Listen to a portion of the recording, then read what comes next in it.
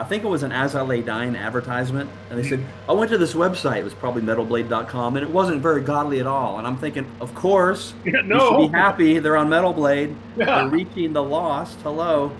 And Lifeway came back to us and said, we're not going to carry your magazine anymore. We're not going to let you argue about it. If you raise a fuss, we're going to tell your distributor, who was Spring Arbor or Ingram Periodicals, who had tons of other product they distributed, they will never do business with us again. So I wasn't even allowed to put up a protest. It was like, Wow. oh, and they took 500 copies of our magazine, every issue. Within 1 hour, I got an email from a mainstream distributor. Hey, we'd like to start carrying your magazine. Here's an order for 500. Nice. That was cool.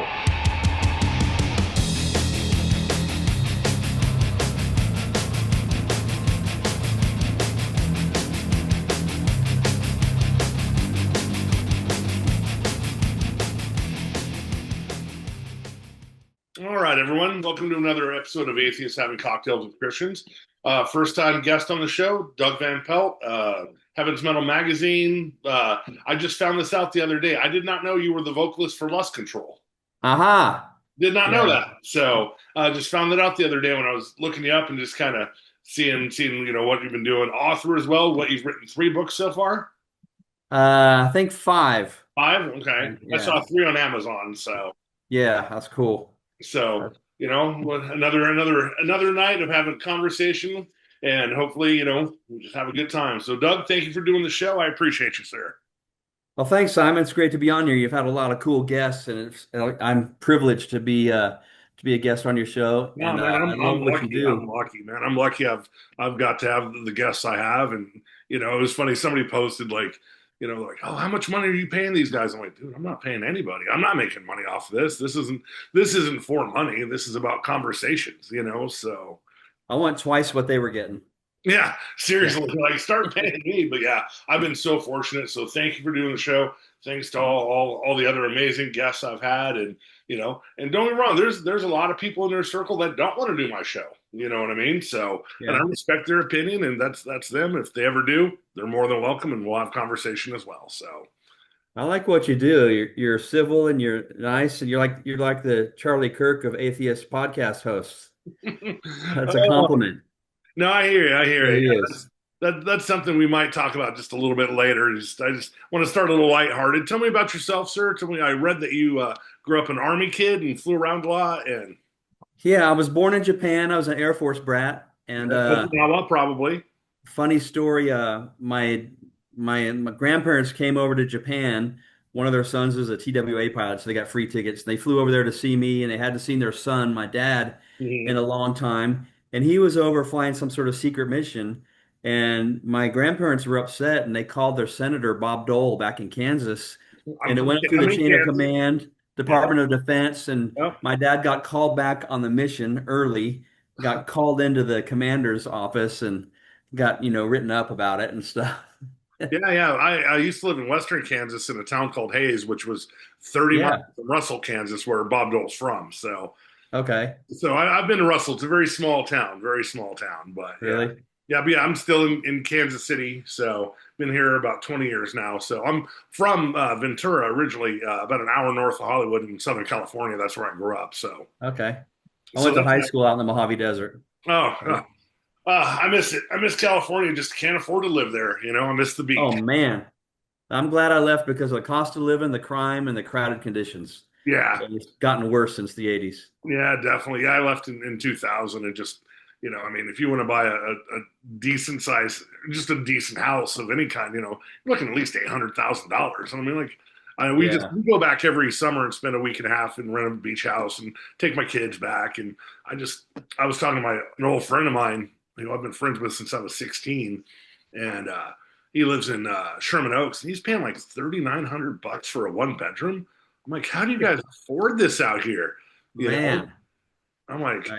it's crazy, but the weather's great. The culture's great. There's so much. I mean, I had so much fun growing up there. I mean, and that was at the time when I was a Christian and was going to Sanctuary down Hollywood and going to shows all the time. So, I mean, I have a great memory of growing up Southern California. So, Yeah, me too. That was a golden age. The 70s and early 80s was like, it was a great place. mhm. All right. Well, so tell me how Heaven's Metal started. Because I remember Okay. it was always a hard magazine. Oh, nice. My second favorite beer, Juice Force. Voodoo. Is So that Heaven's Metal started when I was in college. okay? But I always remember it was always a hard publication to find because, I mean, I don't know if you know, I'm sure you know, but like a lot of Christian bookstores back then were very apprehensive of a lot of the metal stuff they would sell. You know, so it was a hard magazine to find. But when I did find it, I always loved reading it, especially when you would have the more extreme bands on there, like Mortification and Vengeance and all that. You know, Yeah. By that time, it was the number two best-selling Christian music magazine in all the Christian bookstore chains or the whole industry there. It was like number seven on the top 10 magazine charts. nice. And even though we were covering bands like Mortification and Tourniquet and Paramecium and all these extreme bands, had Believer on the cover. Hmm. Great band. I've said it about Believer. I think they're one of the most technical death metal bands out there. That really, I just think the name hindered them. I always thought if they had a different name, they probably would have went further in the business. You know what I mean? I think Believer was Yeah. just a little bit too cliche for what they were doing. Well, being signed to REX and distributed through Christian bookstores was Yeah, limited there, even though they got on tour with Bolt Thrower back in the day, yeah. and they were like jaw-droppingly good. Like you wanted to be in the front row to see Believer because you could just marvel at their technical prowess there. It was so I great. never got to see them live, but I mean, I always would. I put them with like the same levels like Chuck Schumer from Death. You know, like their quality, their there was a lot of Christian extreme metal that it was still extreme, but it didn't sound like a lot of the secular bands. You know, like I think Yeah. like Living Sacrifice broke the mold, Believer broke the mold, Mortification definitely broke the mold. You know, I mean, not Yeah. saying that Deliverance and Tourniquet and Vengeance and the Crucified Yeah. were great bands, they were, but they just had a sound that these bands didn't have. So Yeah. And then 10 years later, you had bands like Zao yeah, breaking the mold again and yeah. mainstream bands copying them and being inspired by them. Then Under Oath and Devil Wears Prada, all those bands took off. Yeah, as I lay dying, um, my favorite, you know, and even though I'm not a Christian, I like good. If it's a good band, it's a good band. I don't care if you sing about Satan or God or Muhammad or whatnot. I don't care if you're a good band or a good band. But when I Yeah. heard No Innocent Victim, I was like, wow, like you know Hmm. that kind of stuff. Because I grew up, listening to a lot of like hardcore as well. So when those Yeah. bands came out, I was really impressed with the level of quality that these bands were bringing to it. Seven Star, War of Ages, all those like face down bands. Really, Yeah. a lot of good music was coming out of that. Absolutely. It was so cool that even with Believer, like their first album, the production value was so high, it really did compete with anything else out there. And that's Yeah, pretty impressive for the lower budgets they had to deal with, you know? definitely. So yeah, so anyway, so you got Heaven's Metal, but like that was just were you in any kind of like publishing before that? Were you doing like zines or anything before that? Well, no, it started off as a zine, but my junior year of college at the University of Texas, I had become a Christian or come back to the Lord as a prodigal son, and so started doing album reviews in the school newspaper called the Daily Texan. You know, Rick Kua and Stryper, and even Leslie Phillips and Charlie Peacock and stuff like that. Um, and then Stryper was coming to town. They did a small 5-date tour in Texas, and they asked me to do an article on Stryper for the paper that would come out on the day of the show. So that was the first time I ever did an interview over the phone where I had to transcribe the interview, put it together in a feature article style. So that kind of set the road for me. And then sometime that spring, I was reading a fanzine called Acme. It Okay. stood for Alternative Christian Music Enthusiast. And they had some news about some Christian metal band. And they said, just in passing, with the advent of Christian metal, somebody should start a Christian metal fanzine. You have a lot of fun along the way. And I thought, I could do that. Yeah.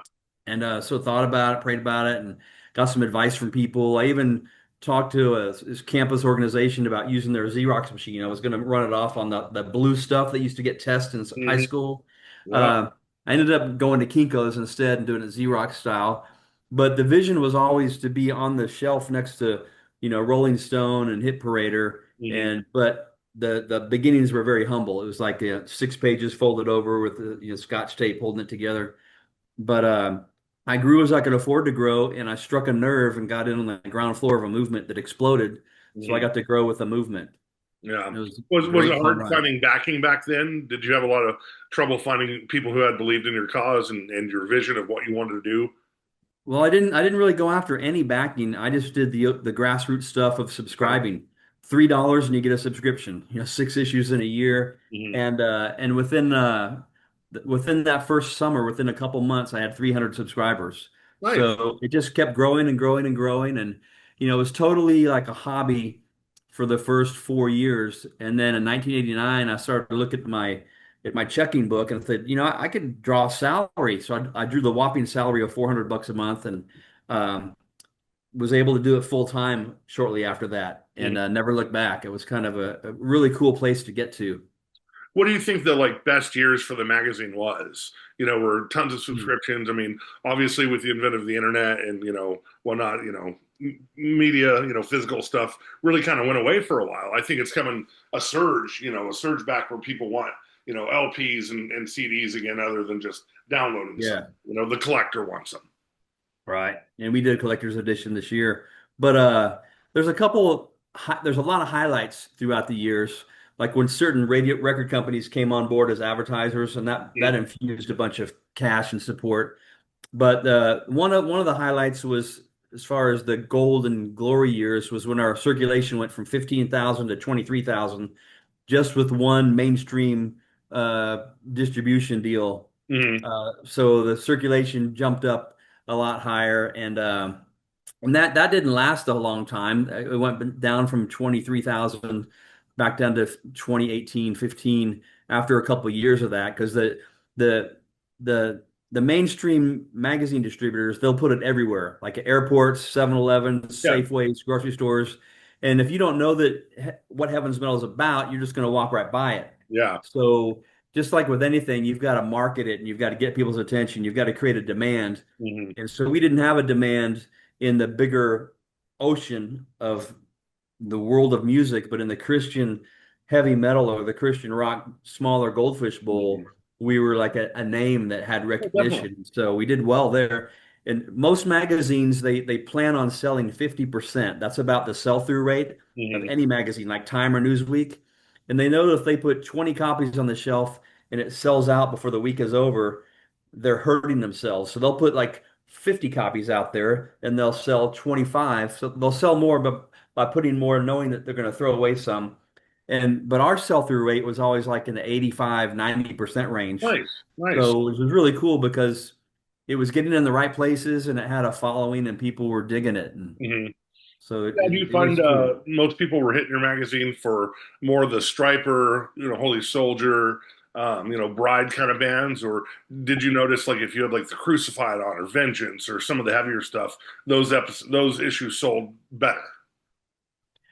You know, I don't think we ever really had a place where, looking back, having this band on the cover spiked sales. Hmm. We just had super duper great sales all the time. It was like basically we sold out of Hmm. most of our issues. And a funny story about the Crucified, by the time uh, they toured Texas. Mark Solomon pulled me aside and backstage and walked down the hallway so we could be in a room alone. And he goes, Hmm. bro, why aren't you giving us more coverage? He was kind of giving me a hard time that they weren't on the cover. And I had to explain to him, like, bro, I don't have like reporter hounds that go out and look for stories. I write about what comes to me. And so if your record company's not getting my attention, I'm paying attention to the ones that are yelling at me and stuff. And Yeah. so but I had them on the cover as an inset, and then when the Pillars of Humanity came out, they were on the cover, Yep. and that was a great moment. Issue number 32. I remember having that one. I remember having that Yeah, one. Yeah. That was fun. Yeah, Mark, I got to interview Mark and yeah, definitely a cool guy, but testy. You know what I mean? Very, yeah, very, yeah. He's very, very staunch in what he is and what he a believes. great guy, perfect Which is what I frontman. loved about talking with Mark was that there was no apologies. Mark was on Mark, and this is who it is. Either take it or leave it. Yeah, So that's exactly what you want too. I remember yeah, at Tom Festival, I had a talk with him that day. We were walking to the convenience store and back, and he was really kind of pissed off about something, and something was really bugging him. There was some dude there I called Pastor Smiles that just right. kept just instigating like conflict with him and stuff. And he was sitting up there on stage on the drum riser drinking some water, and he threw his water down, and then he got up and grabbed the microphone and just started going off. And it's like now it's a show. Yeah.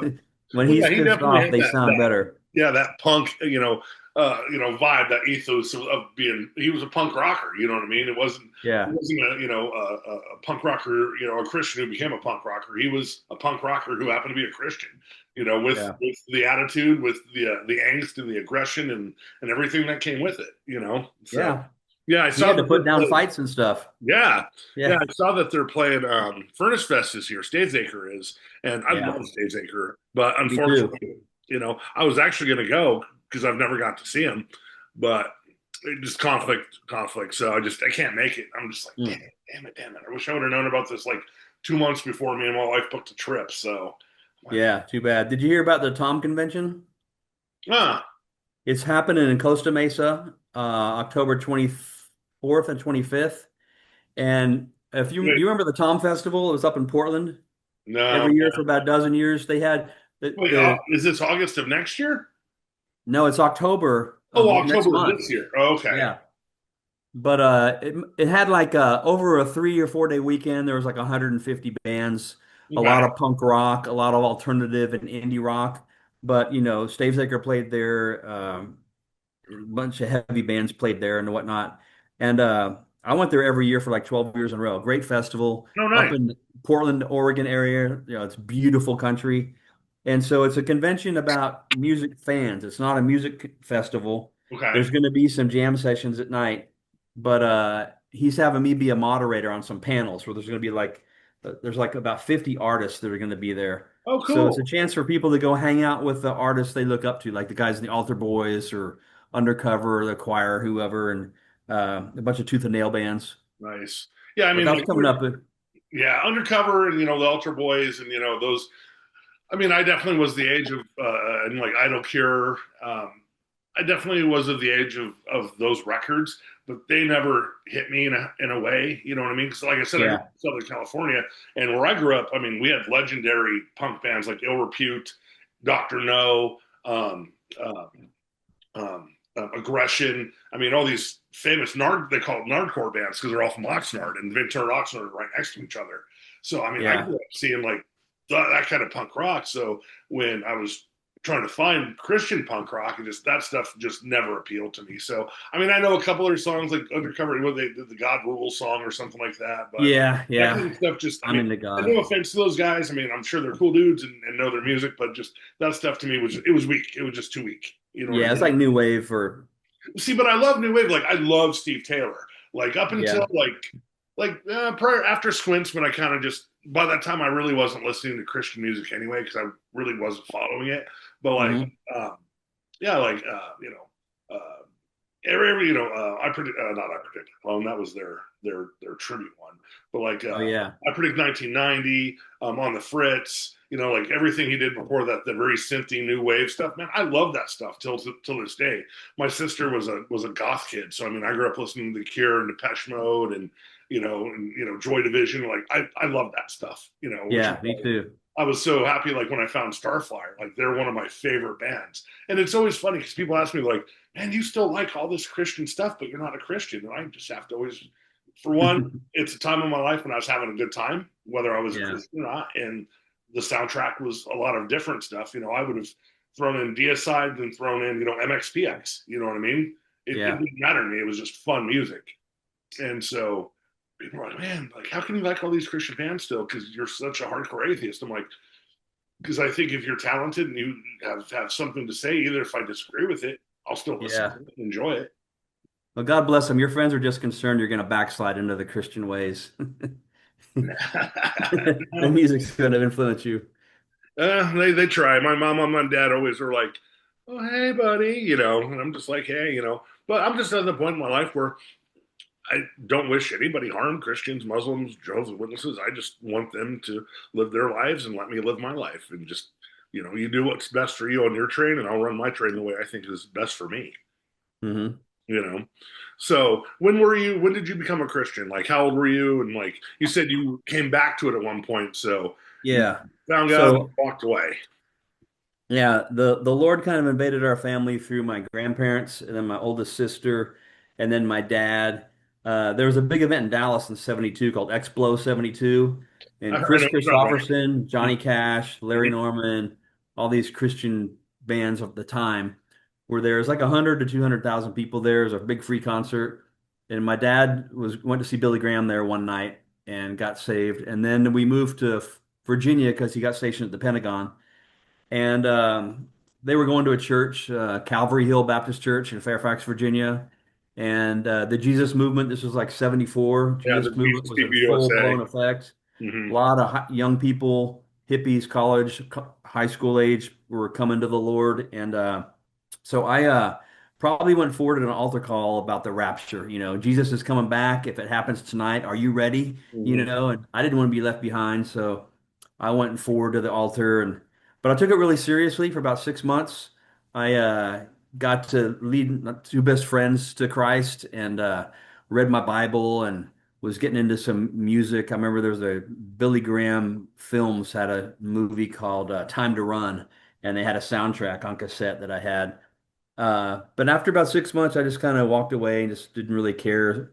And my parents forced me to go to church all that time because I was still living in their under Hmm. their roof, you know and came out to California for all 4 years of high school and totally uh, learning to growing up and learning about life and choices and really embracing rock and roll and marijuana and getting high and skateboarding and football and motocross, riding motorcycle out in the desert.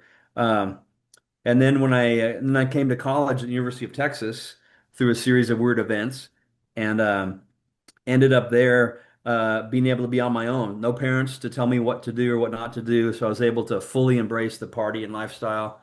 And then 2 years into that, after my sophomore year, I came home to work for the summer. And a buddy of mine who I had worked with the previous summer doing some installation, Hmm. which is a worst job you can ever do in Northwest Florida because the fiberglass sticks to your sweaty body, Yeah. and you have to wear the same pair of clothes every day, or you'll ruin every pair of clothes you have. But he came back to the Lord on his own, and he started really kind of talking to me about it. Kind of made me his pet project, and it was praying about me. And I think he was weeping over the condition of my soul in prayer and fasting and praying for me. And then through a series of events, one day we went to go see the Jaws 3D movie, the third Jaws movie, Horrible, and horrible movie. yeah. And The he hand had taken me floated to to you, you know, just that one hand that just floated, and you're like, this is horrible. I don't even remember. I think that's the only time I ever saw it. Oh, yeah, I remember seeing it in the theater in the 3D too, and it was just you're Yeah. expecting all this greatness, and just that one scene where just the hand is floating, and it's just like, oh, it was so bad, so bad. But anyway, later on that night, him and I were having a conversation, and he played a DeGarmo and Key song called "You Gave Me All" from their "This Ain't Hollywood" album. And the lyrics were like, "I knew your rules when I read your book, but my heart was as cold as steel. I learned how to pray, but I did not kneel."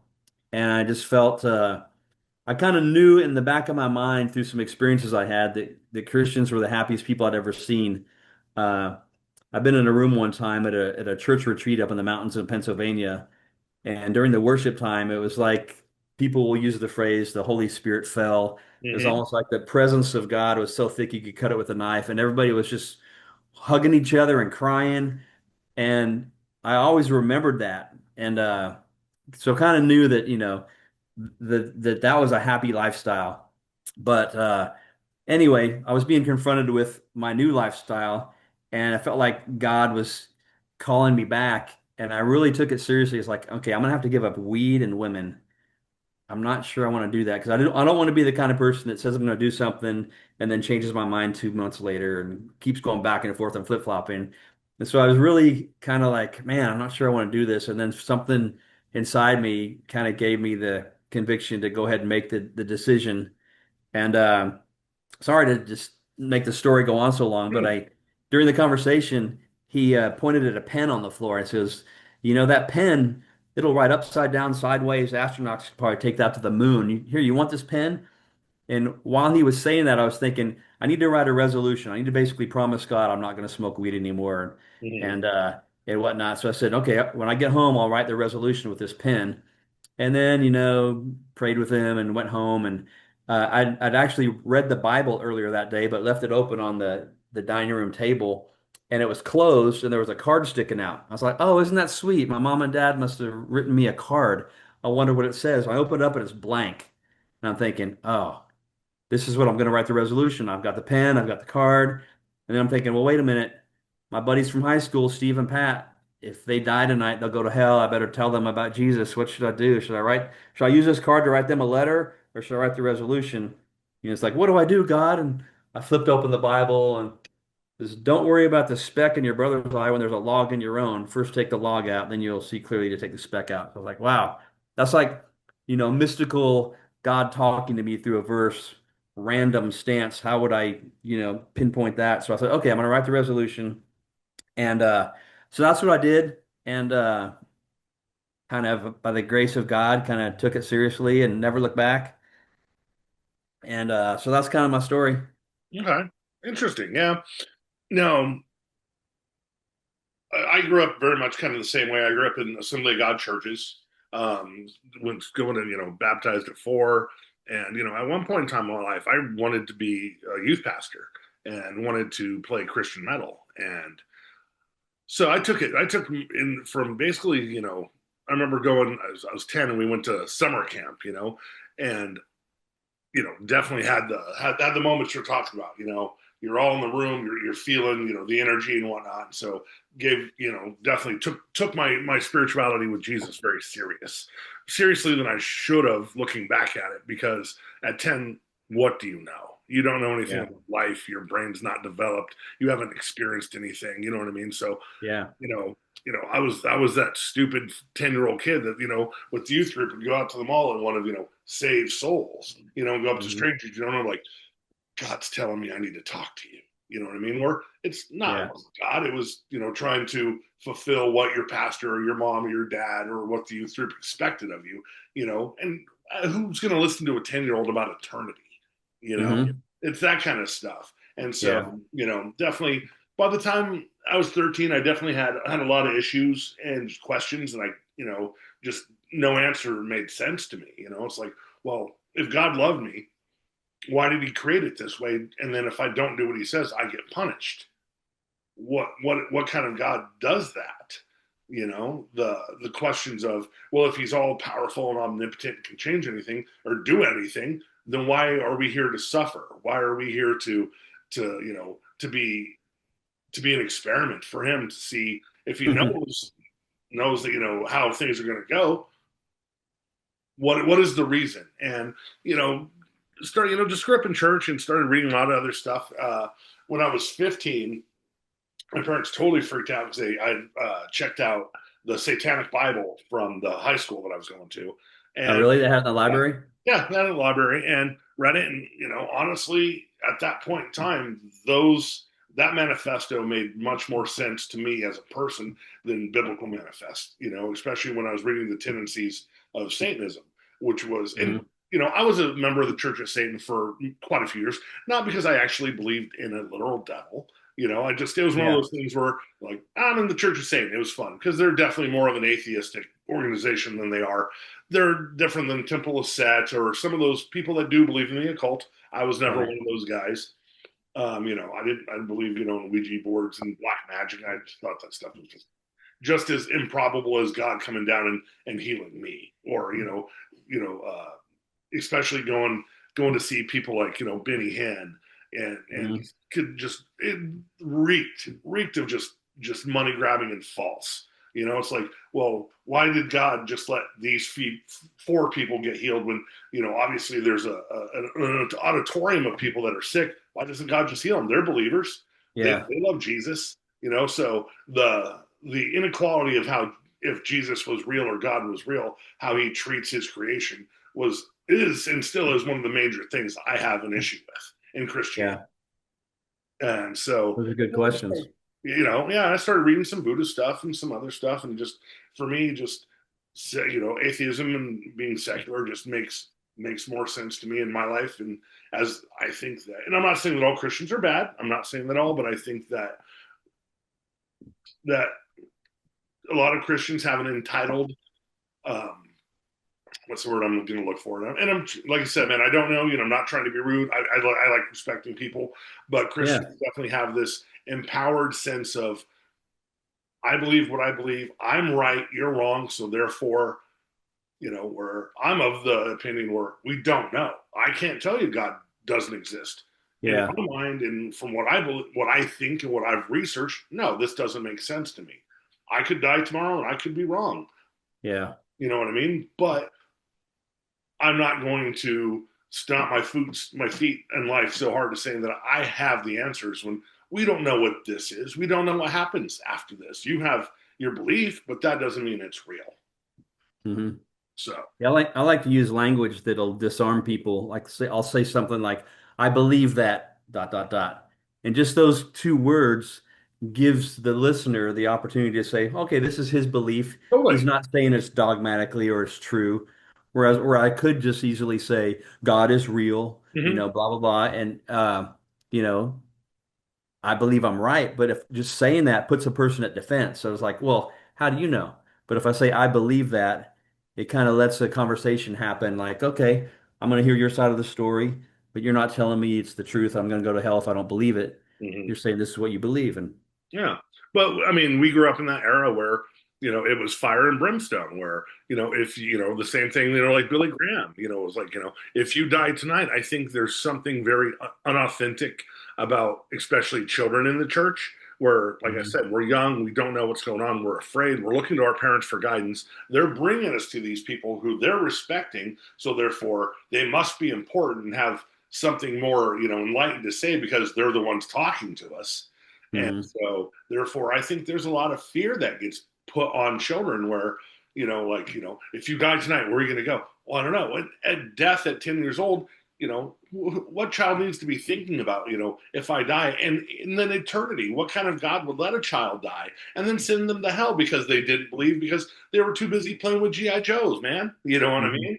So I Yeah. mean, that's a lot of my issue with a lot of my upbringing in the church, and it was a lot of the fear, the shame, the what are you going to do when you stand before God and He throws you in the pit of hell because you didn't believe or because you sinned? It's like, well, it's like I asked somebody else on my show, like, do you believe in um, lineage justice, basically, where like I shouldn't be held accountable for the sins or the crime. Say I had a German um, relative, okay, in Holocaust. Yeah. Am I responsible for the bad things he did? So because he did all these terrific things, am I to be accountable for his actions? To where why am I accountable for something that happened thousands and thousands of years ago that I had nothing to do with? Why do I Yeah. get the blame and why do I get the punishment for something that you once created or you did, or if you did create, then it got broken, you had to fix it, and still I'm being punished for something that was not my doing. Yeah. Yeah. I like what I've heard people say when they're asked, like, okay, what happens to the person that's in the middle of the bush and they've never heard the gospel and they die? Is God going to send them to hell? And I like the answer, I don't know. But I do believe this, that God is fair, that Mm-hmm. God, speaks to us through creation, and that, God's a much better judge than I am. I would just make mistake after mistake if I was judging people's souls. Um, and so I like that approach rather than, trying to pretend like you know the answer Mm-hmm. and trying to bluff your way through something. But also, do you not think that with a lot of the contradictions and things in the Bible that don't match up, like a lot of, and I've said this with lots of people, and they don't have an answer. And like you take the New Testament where you have Matthew, Mark, Luke, and John.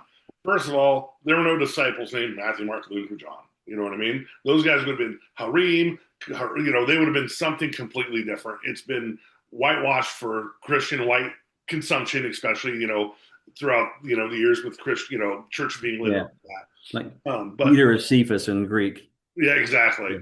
But there's four different accounts of the tomb. There's one where the angel's at the tomb. There's one where he's in the tomb. There's one where he's on the road and meets Mary and his mother. And then there's one where he's outside the tomb, but then there was a violent earthquake, and the dead rose from Jerusalem and walked the streets. It's like Yeah.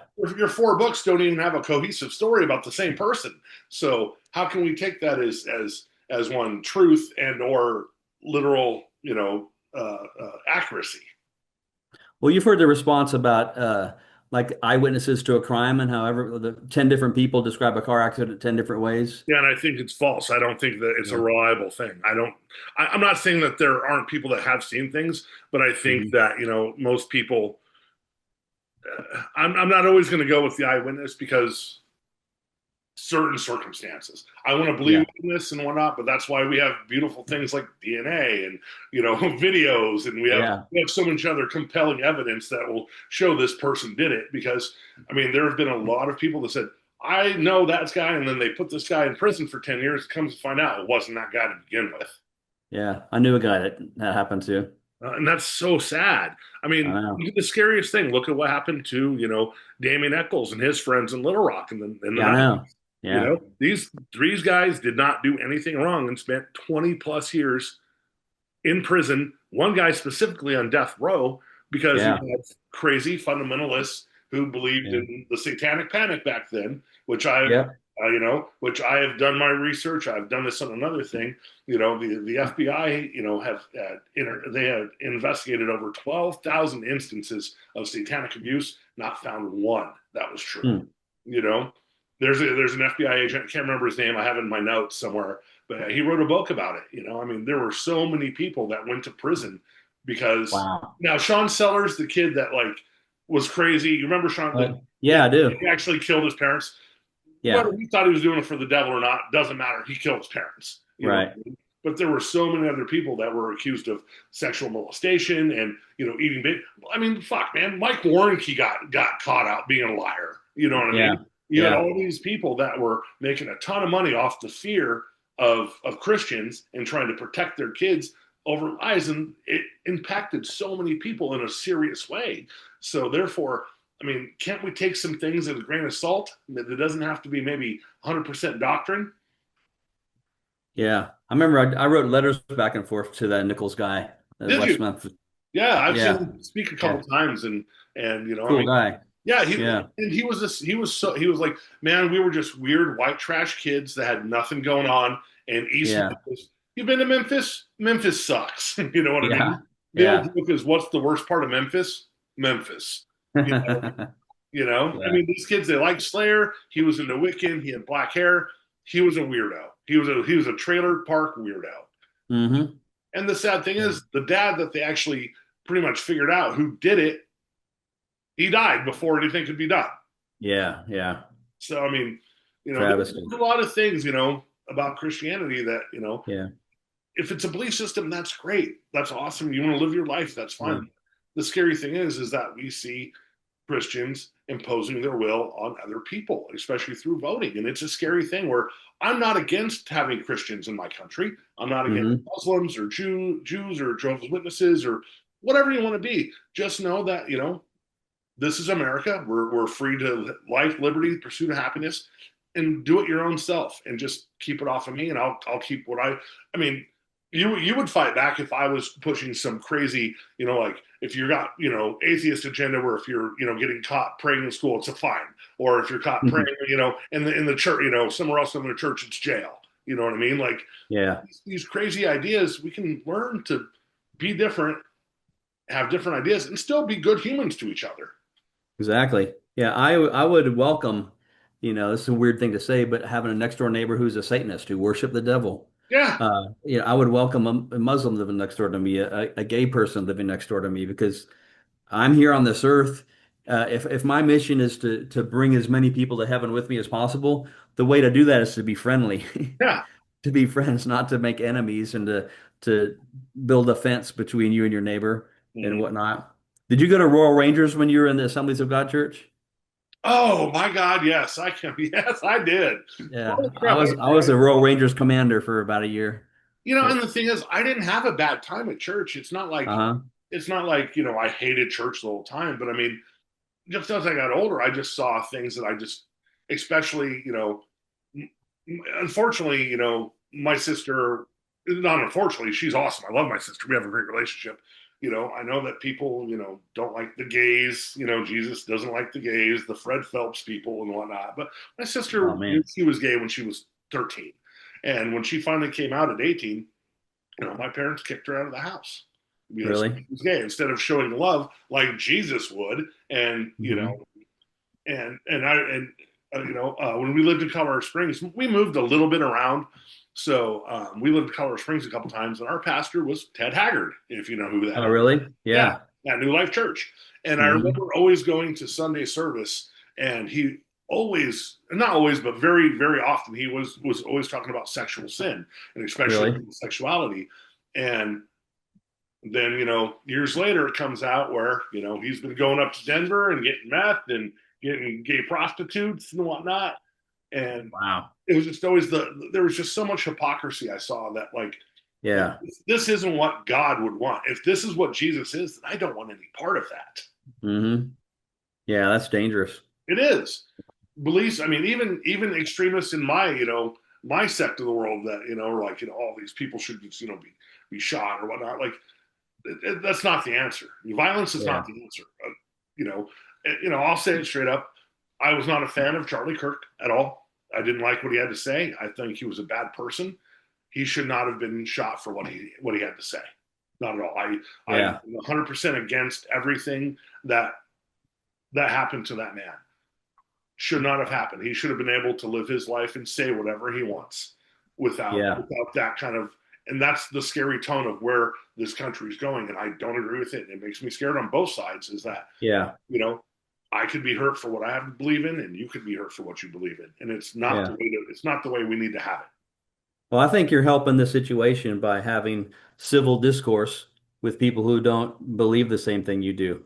That's an example of what Charlie Kirk did, where you're giving me a microphone right now to tell you what I believe, and you're telling me what you believe, and we're getting along, and we're having a conversation, and we're not demonizing each other and calling each other names and mocking each other. Uh, that goes a long way. Well, I was going Because to say this, and this is, and I'm not trying to throw people under the bus, but I mean, like, you know, I've seen a lot of people on YouTube, saying, this guy, and whether you believed in what he said or whatnot, but he had some, I saw Michael Sweet post, Oz Fox, some other people, and even though I disagree with what he said and had the right to say it, I don't celebrate his death, but I don't honestly mourn it either because I printed these off because I wanted, I didn't know if you knew any of this. These are quotes that this man was putting out there, and it wasn't a Mhm. peaceful Martin Luther King like, hey, we all got to get along, this and this, I mean, he said gay people should be stoned to death, even if it matches with biblical. But you just said the same thing, but the context of the way you said it was this guy said this, and when he was talking about it, the context was he was talking about the Levitical laws and two different types of fiber next to each other and stoning gay people. Yeah, and And I was going to bring so that that's up. just taken out of context. But also, He wasn't you have pushing the that extremists that we should that stone believe that. gays. You're a smart enough man. We're like, all right, man, that's a different time, a different thing. We're not under Levitical law anymore because we're under the new covenant with Christ. But there are people that take the Old Testament. But also, he also said, you know, uh, most people are scared when they see a black pilot flying a plane.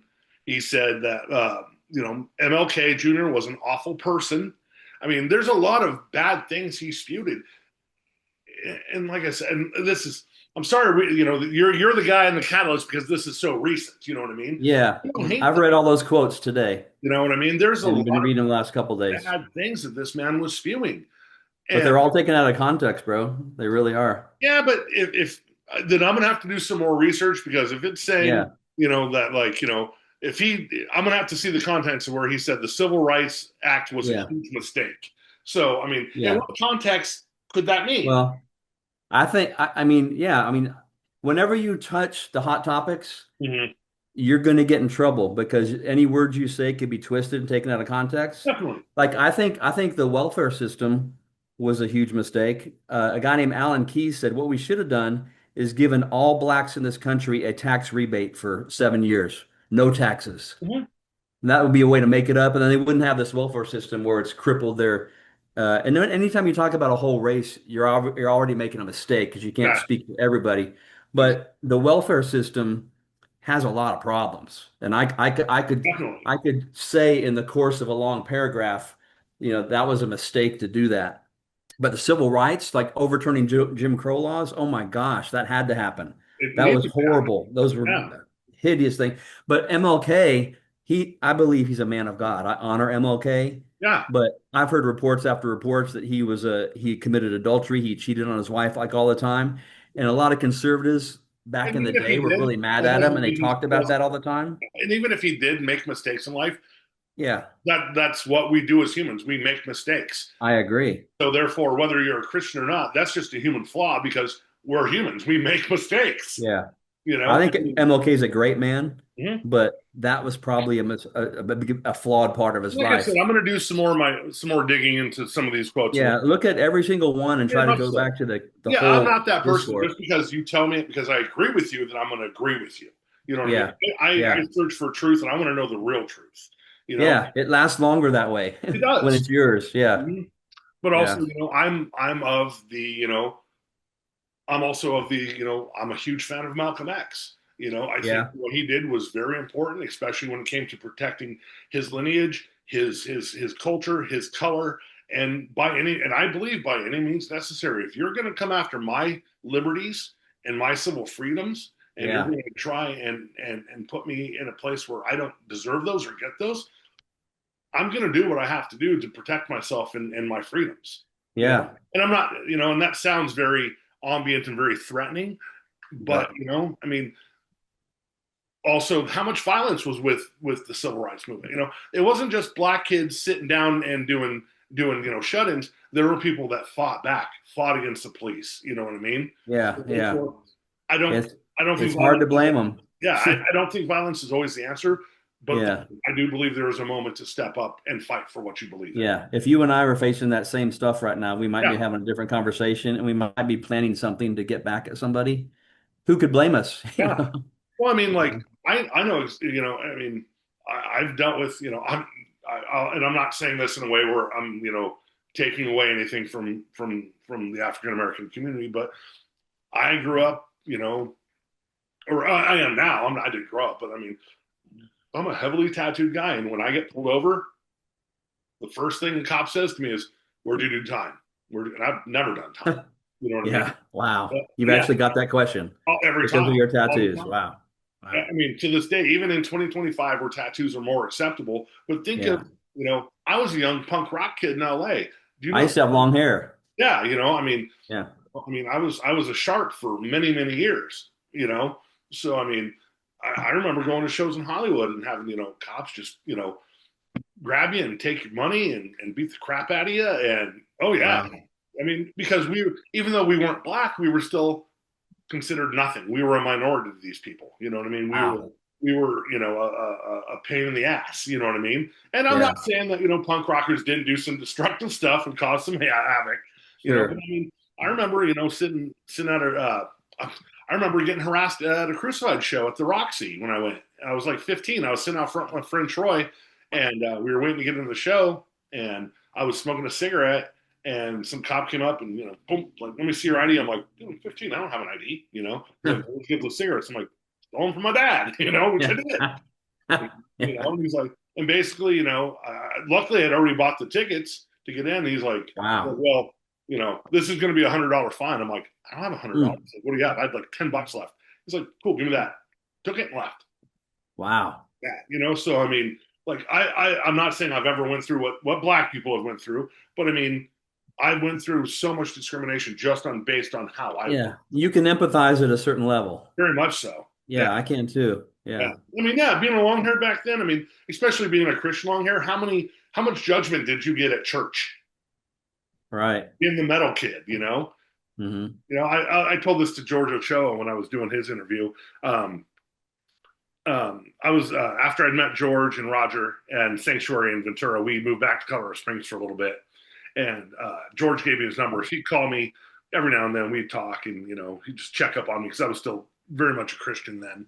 And I remember it was the night he called me. He's like, "Man, our weapons video is going to be on Headbangers Ball tonight. Check it out." I'm like, "Yeah, brother, yeah, you're gonna get through. You're gonna save souls. This is I remember that night.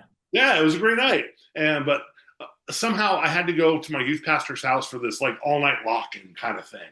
Like everybody spends the night, you'd read, pray and all that stuff. And Oh so it's no. like Headbangers Ball's coming on. And he told me what time the video was coming on because he knew. So I told Yeah. my youth pastor, I'm like, "Hey man, this is my friend's band from California. They are a Christian metal band. They're 5 minutes. I'm Just like, give me five take minutes. this video out with me, please. I gotta watch it. I haven't seen it. I'm super excited." And my youth pastor was like, "If it's metal, it's from the devil. Not gonna happen in my house." Wow. And I was like, and I fought him to the point. I was like, "Look, dude, this is what's happening." I'm like, "You're gonna watch this video with me." I'm like, "We are watching this video together." I go, and then Yeah. after you see it, if you say that you think that they are in any way a bad influence, I will not listen to them again. But you will watch it with me.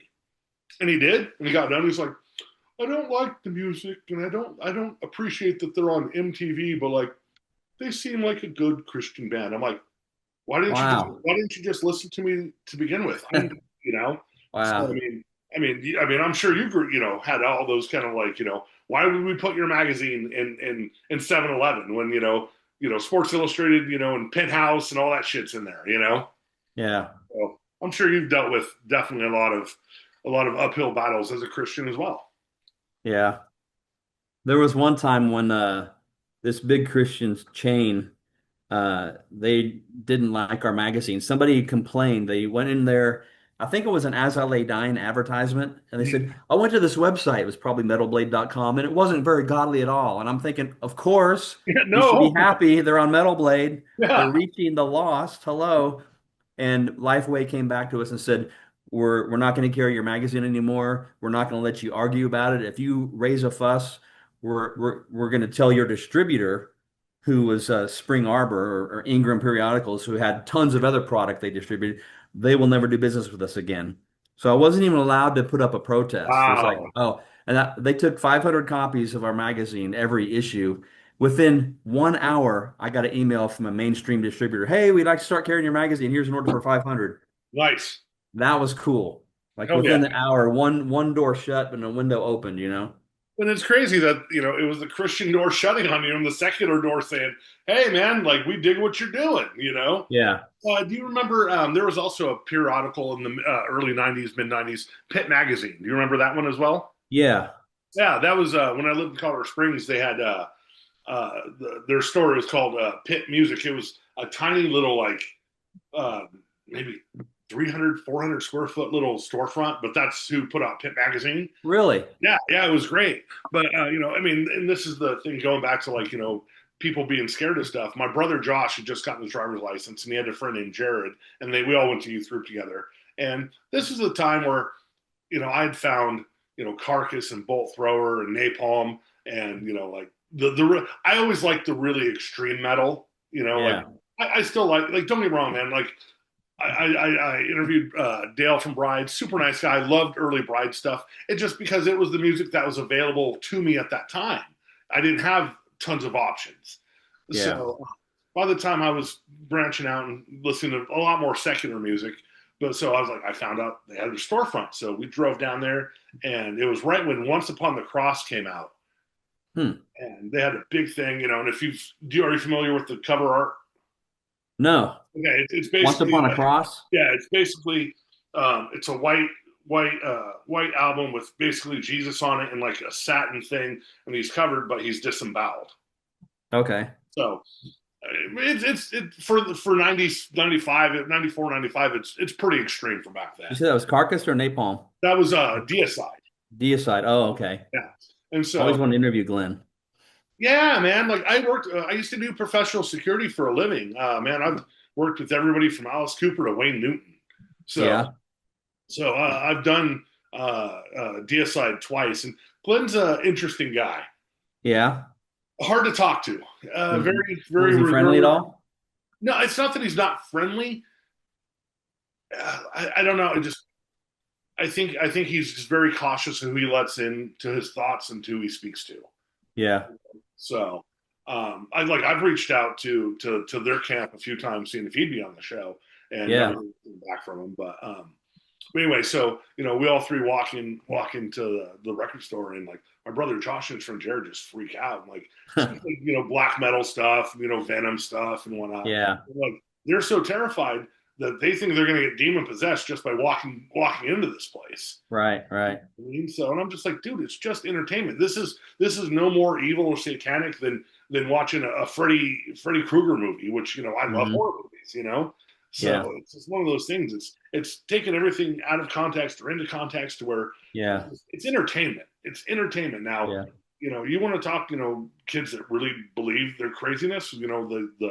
The bands from Norway that were burning churches back in the day, and Oh I yeah. totally agree with Yeah. that stuff. I think it's wrong. I understand Hmm. why they're doing it. I don't agree with why they're doing it. Yeah. And some of those kids, they had the mindset that these bands and their record companies were praying to the devil and putting curses on their albums and stuff. So they come into that store with that mindset thinking, there's a curse on this and it might impact me. So they're kind of scared, Yeah, kids yeah, thinking that stuff. yeah. And I will say, I was going to say this earlier, but we started going on a different road, man. I definitely appreciate you saying those nice words about Roger when he passed, and you put out that video, man. Like, I mean, it was really nice to see somebody in the community. And I know Roger had his demons, and I'm not saying he was the easiest guy in the world to talk to or deal with. And believe me, man. I mean, like, you know, shit. When we first started talking 4.5 years ago, man, like me and Roger Yeah. every day almost. Really?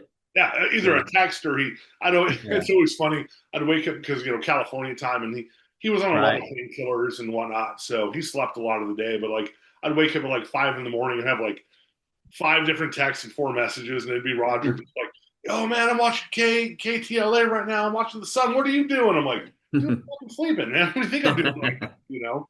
But I Yeah. just wanted to say thank you for giving him a nice send off. Where Well, a lot of you're those welcome. things, that people after we post, like, "Oh, now he's dead. He knows." I'm like, man, even if you disagree with him, man, he was still somebody who was loved by somebody. So And indeed, he's a human being created in yeah, God's image. And I yeah, wanted to answer something you brought up in one of your yeah. Go for shows it. Sorry, man. about the thing I did on Roger on the video. And you Mhm. said, what about, Jesus leaves the 99 to seek and find the one? What about the love of Jesus? And you And I talked will about say, church discipline. let me say this real quick, man. I was I came off snarky. I apologize. I was hurt. I lost a It's friend. okay. I was pissed. You know what I mean? Like I wasn't. Yeah. I was not in a right mind for. I was just saw that and I was like, well, yeah, I know that Jesus leaves, but what about the sheep finding the other sheep? You know what I mean? Like helping Yeah. everybody out. I mean, I wasn't trying to be as rude as I was, and I know I came off that way, and I sincerely apologize. But Well, that's okay. I just wanted to answer your yeah, question yeah, because the reason I did that is because, as difficult as this may be to hear, Roger was kind of being predatory it to his was. audience.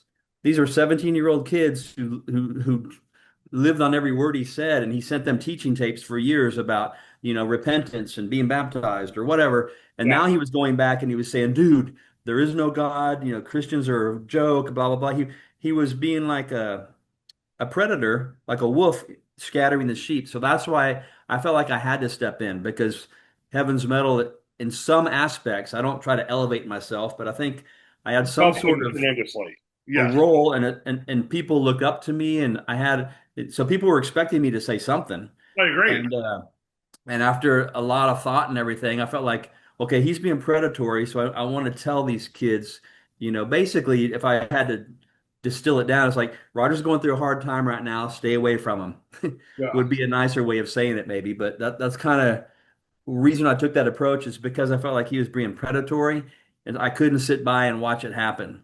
I hear you. And the thing Even is, though it's kind of mean to do that to somebody, but sometimes, you gotta I think do for me, that. like I was just having more of a soft spot because I got to know Roger at his frailest and as his Yeah. sickest, where maybe if I met Roger, like right when I met Roger, is he was going in for back surgery, and that was supposed to help him. This doctor jacked him up, I mean, after back surgery, he was basically disabled. Didn't help his back, put him in a wheelchair. Then his cancer kicked back in, Uh, and then I mean, and I'll say, man, Roger was drugs and that's alcohol, horrible. but I get it. He just didn't want to feel the pain. I understand it. He was Yeah. fighting. He was hoping for a different life. He wanted to get back into real estate. And I'll tell you, I mean, like me and Roger had a serious, almost like falling out, and I'll tell the true story tonight. Nobody's heard this story. Um, he wanted to redo Vengeance Rising and do it his way, and I'm like, great. I'm a bass player. I was like, if you like this style of music, which is Napalm, Carcass, heavy, I can play that stuff. If you want very technical, that's not me. I'm not a Hmm. technical player. And he's like, no, man, I'm gonna leave you up to writing the songs and the lyrics. And when it's all written, send them to me, and I'll do the vocals. I'm like, great. And he's like, I'll add my Wow. own guitar parts. I'm like, cool. So I don't know how I hooked up with him, but this guy named Chad, who's the drummer from Himza, Hmm. Roger reached out to him. We hooked up, so we were gonna record the guitars and bass here, send them to Chad. Chad records, send them to Roger. So me and my guitar player from another band I was in, we played in a hardcore band together called One Blood. I was like, man, he can write with me. I know we like the same stuff, and we were going to sound very much kind of like Nails or like Bolt Thrower or Hmm. Pale Horse, that kind of stuff. And so we're writing stuff, and I even went out and spent a ton of money on recording stuff, and I've got a whole fucking basically studio in my garage right now that I'm not doing anything with. Hmm. So we're writing, but then Roger would change it and be like, I want to sound like Arch Enemy. I'm like, dude, that's not what I do. Or he's Yeah. like, oh, then he'd be like, hey, send me stuff that you like. So I'd send him, and he's like, oh, yeah, man, we'll write this way. I'm like, cool, I'll start writing stuff. And then I'd be like, hey, man, we have some stuff written. We got to record. He's like, well, just send it to me, and I'm going to rewrite it, and I'm going to do my own thing with it. I'm like, then what am I doing here? So we had a Zoom meeting one night. It was me, Chad, Jeremy, my guitar player, and Roger, and Yeah. we started talking. And I was like, he's talking about, well, we're going to be the band. And I was like, look, man, I own a business. I'm a father. I have kids. I'm busy. I don't mind working on this project. But basically, he was like, well, you'll be on this, and then I'll get another bass player and maybe another drummer, another guitar player later on, and I'll do this. And I'm like, and I got pissed. I was like, then why are you trying to make me work my ass off for you when I'm not even a member of the band or we're Yeah. not going to be a band? And at that point, I didn't know how sick he was. Hmm. Unfortunately, he would have never gotten anything done because he was just too sick. Wow. At that point in time, everybody got off, and I just looked at Roger. I go, look, man, I'm not some stupid kid that you can manipulate. Hmm. I'm a grown man who is excited about doing a project with you because that's a childhood dream, a dream come true. But man, I have a business that takes care of my family, which is number one. My family's number two. This is number four in the background. I'll Hmm. write it when I can, and I'll do what I can. Yeah. And you know, he was like, well, if you're going to be a baby about it, and blah blah blah blah blah, and I'm like, cool, man. So at that point, me and Roger didn't talk for like almost 6 weeks. Wow. He'd email me like, you okay, dude? I'm like, yep, cool, working. See you later. You know what I mean? And finally, Yeah. we worked it out. But at that point, then he confessed to me. He's like, man, he's like, I'm just pissed off at myself because I just can't do it anymore. I'm like, Hmm. why did we start this? Why did you put me down this road where I thought you were getting better? Yeah. So there was some hard feelings between me and Roger, but I mean, we worked it out. Friends work things out, Yeah. but it was a sad way to go, especially since Bill Rock's Records putting out that new anthology. Yeah. I'm like, man, So luckily, I was able to work it out to where I don't know for how long, but whatever proceeds and royalties, hopefully for the next year, is going to go to his girlfriend. Oh, So cool. she's been That's with him cool. 20 years, taking care of him. So Really long term. Wow. I'm so glad Roger had a friend like you and hopefully more friends. Uh, I don't think so. He was a hard guy to deal with, and yeah. this. I love the guy, and like I said, I will never excuse whatever uncouth things he did because I wasn't there at the time. That wasn't my situation. I Hmm. just wish people could have got to know. And like I said, when I first started talking to Roger about being on the show, dude, he put me through 6 months of talking to him before he'd do the show because he wanted to know Really? who I was, and like that I wasn't just gonna, use him or just, you know, just making sure I was a legit person, Yeah, yeah, So I mean, it was wild, but then, you know, but again, thank you for doing that thing for Roger. It was nice. yeah. Well, glad to, glad to, glad I got to know him. Yeah. Did you ever get to see them live? Oh yeah, many times. Really? I only got to Uh, see them once, and it I wasn't saw the Metal Mardi Gras, saw him at Cornerstone, saw him in Austin, uh, Cornerstone multiple times. nice. Yeah.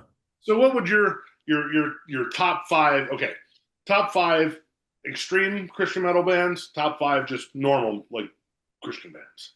Uh, uh, well, I don't have a list in my head that I can just pull it and give it to Okay. you, so I'm going to be thinking off the top of my head. Okay. Um, I like the reborn era of Living Sacrifice, where they kind of had that hardcore The edge to them. original. But Yeah. actually, my favorite would have been the Hammering Process when they had the two drummers on Oh, stage. huh. That was amazing. Okay.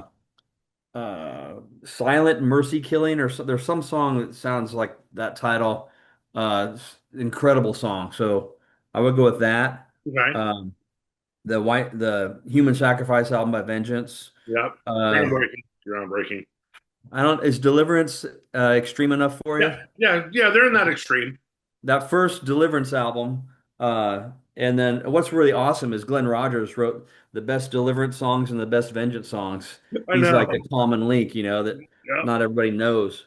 But that, if you will, going into the call, Hmm. that segue, those two songs are some of the best Metallica-esque And plus, Jimmy's pipes are just stuff. fucking wow. They're so Yeah, good, and that man's yeah, fantastic.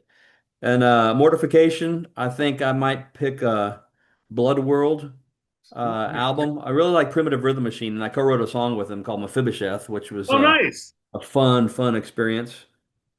And I wanted to tell that story if I could. Yeah, yeah, Uh, dude, go for so it. I was over there and I was telling him this biblical story about So King you were in David. Australia?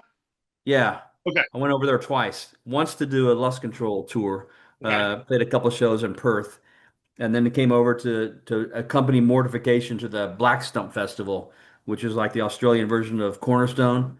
Um, and I told him about the story about Jonathan and David and how they made a covenant. Because Jonathan saw the writing on the wall. He knew that his dad Saul was on the way out and David was on the way up. And he's like, promise me, make a covenant you always show kindness to my family. So they Mhm. made a blood covenant. They probably cut an animal in half and Yeah. walked in a figure eight around it and said, okay, if I don't keep this covenant off of my head. And so sure enough, David ascended the throne. Jonathan and his dad get killed. And David's sitting around a couple years later or a while later. He goes, is there anybody from Jonathan's house I can show kindness to? Because he remembered the covenant. He's like, yeah, there's this guy named Mephibosheth. And the day or the night that David ascended the throne, the people in the palace grabbed everything and rushed out because they figured David's going to kill us because we're the Yeah. royal family. And Mephibosheth was a little kid and they dropped him and he became crippled for life. And he probably grew up with people telling him, "You're the rightful king of Israel. You're next in line because Mhm. your granddad Saul. You're the only one that's alive, and David's going to kill you if he ever finds you." And David goes, "Is there anybody in Saul's household?" Yeah, Mephibosheth. So he sends his men out to go get him. So he's probably dragged in thinking, "Okay, this is the end for me. I David's remember going the to kill story. me." Yes. Okay. Yeah, and David tells him, "Hey, I made a covenant with your dad, and you get to eat at my table, the king's table, the rest of your life. Yes. All the property of your granddad Saul is yours.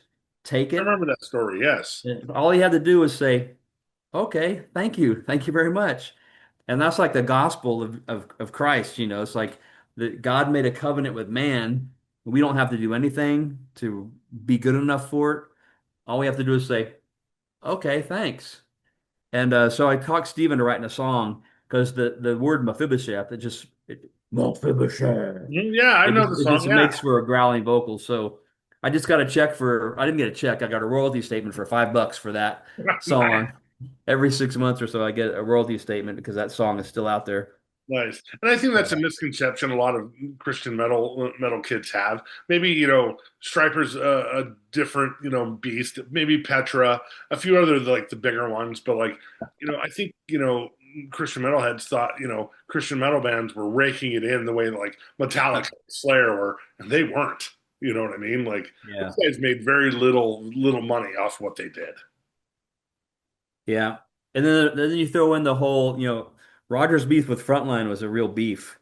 And like Jimmy, Yeah, yeah, when you sell 100,000 units of an album back in the 90s when yeah. CDs were like 10 bucks, that's $1 million of revenue that's going through that record company. Hmm. Because, 100,000 times $10, there's your Yeah. million right there.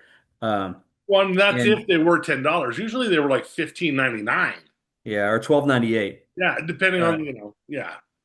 But So, that record company didn't pay those artists. They had these archaic, horrible deals hmm. and seven album deals where they'd always have to pay back the video budget and never see any money except for publishing if they got half of their publishing. Yep.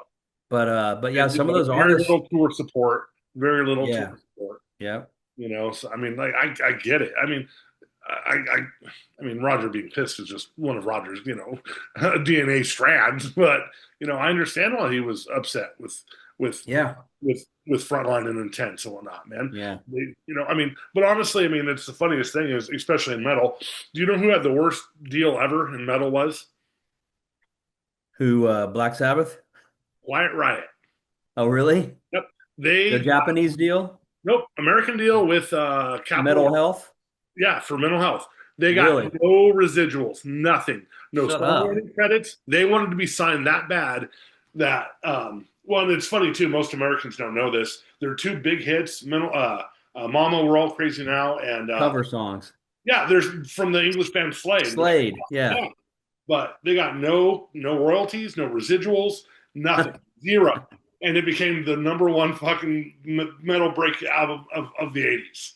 Yeah. Yeah, not a. They made money from touring and merch. That was it. They got no money. Yeah. So, I'm but I glad they at least mean, got that. yeah, but still, I mean, think of how much money that. I mean, Capitol Records probably spent $100,000 to record them. They made that in boatloads, Oh man.